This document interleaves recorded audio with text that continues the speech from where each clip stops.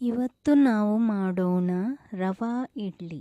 ಅದನ್ನು ಹೇಗೆ ಮಾಡುವುದಂತ ನೋಡೋಣ ಬನ್ನಿ.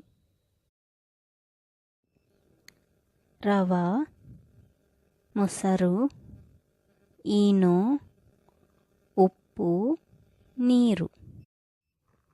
ಒಂದು ಬೌಲಿಗೆ 1 ಕಪ್ಪು ರವಾ ಹಾಕಬೇಕು. ಅದಕ್ಕೆ 3/4 ಕಪ್ಪು ಮೊಸರು,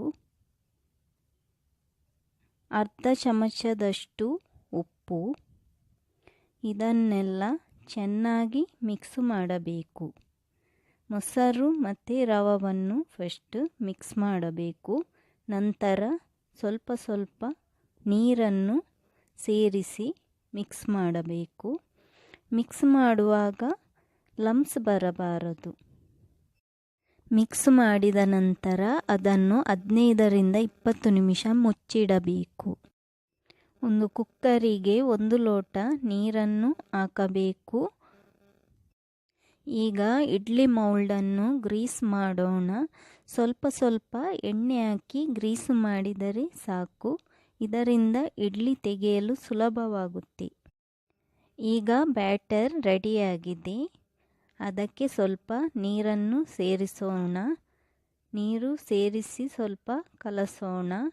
ಆನಂತರ ಅದಕ್ಕೆ ಈನೋ ಹಾಕೋಣ. ಈನೋ ಹಾಕುವ ಮೊದಲು ಕುಕ್ಕರಲ್ಲಿ ಹಾಕಿರುವ ನೀರು ಕುದಿ ಬಂದಿದೆ ಎಂದು ಚೆಕ್ ಮಾಡಬೇಕು. ಆನಂತರ ಈನೋ ಸೇರಿಸಬೇಕು. ಇಲ್ಲದಿದ್ದರೆ ಬ್ಯಾಟರ್ ಚೆನ್ನಾಗಿ ಬರೋದಿಲ್ಲ. ಇಡ್ಲಿ ಬ್ಯಾಟರಿಗೆ ಈನೋ ಹಾಕಿದ ನಂತರ ಜಾಸ್ತಿ ಹೊತ್ತು ಕಲಸೋದು ಬೇಡ. ಈನೋ ಹಾಕಿದ ತಕ್ಷಣ ಇಡ್ಲಿ ಮೌಲ್ಡಿಗೆ ಇಡ್ಲಿ ಬ್ಯಾಟರನ್ನು ಹಾಕಬೇಕು. ಹಾಕಿದ ತಕ್ಷಣ ಅದನ್ನು ಕುದಿಯುತ್ತಿರುವ ನೀರಿಗೆ ಇಡಬೇಕು. ಇಡ್ಲಿ ಮೌಲ್ಡಿಗೆ ಬ್ಯಾಟರನ್ನು 3/4ರಷ್ಟು ಹಾಕಿದರೆ ಸಾಕು.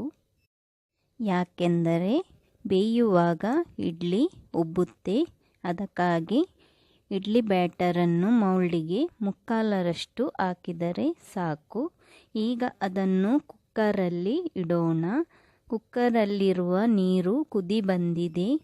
ಈಗ ಕುಕ್ಕರ್ನಲ್ಲಿ ಇಡೋಣ. ಲಿಡ್ಡನ್ನು ಕ್ಲೋಸ್ ಮಾಡುವಾಗ ವಿಜಿಲನ್ನು ತೆಗೆಯಬೇಕು. 15ರಿಂದ 20 ನಿಮಿಷ ಬೇಯಲಿಡೋಣ. ಈಗ ಬೆಂದಿದೆ. ಲಿಡ್ಡನ್ನು ಓಪನ್ ಮಾಡೋಣ. ಬೆಂದಿದೆ ಎಂದು ಟೂತ್ ಪಿಕ್ಕಿನಿಂದ ಚೆಕ್ ಮಾಡಿ ನೋಡೋಣ. ಇಡ್ಲಿ ಬೆಂದಿದೆ. ಅದನ್ನು ಈಗ ಹೊರತೆಗೆದು 2 ನಿಮಿಷ ಇಡೋಣ. ಈಗ ಇಡ್ಲಿಯನ್ನು ಪ್ಲೇಟಿಗೆ ಹಾಕೋಣ. ಟೂತ್ ಪಿಕ್ಕಿನಿಂದ ನಾನು ಇಡ್ಲಿಯನ್ನು ತೆಗೆಯುತ್ತಿದ್ದೇನೆ. ನೀವು ಬೇಕಿದ್ದರೆ ಚಮಚವನ್ನು ಕೂಡ ಯೂಸ್ ಮಾಡಬಹುದು.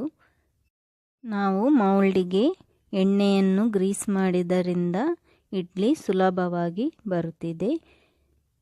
ಇಡ್ಲಿಯನ್ನು ಮೌಲ್ಡಿನಿಂದ ತೆಗೆಯುವಾಗ ಮುರಿಯದಂತೆ ತೆಗೆಯಬೇಕು. ನನ್ನ ಚಾನೆಲನ್ನು ಸಬ್ಸ್ಕ್ರೈಬ್ ಮಾಡಿ. ಇಡ್ಲಿ ತೆಗೆದಾಗಿದೆ. ಇಡ್ಲಿ ಸ್ಮೂತ್ ಆಗಿದೆ. ಕಟ್ ಮಾಡುವಾಗ ಸುಲಭವಾಗಿ ಕಟ್ ಆಗ್ತಾಯಿದೆ. ಇಡ್ಲಿ ತಿನ್ನಲು ರೆಡಿಯಾಗಿದೆ.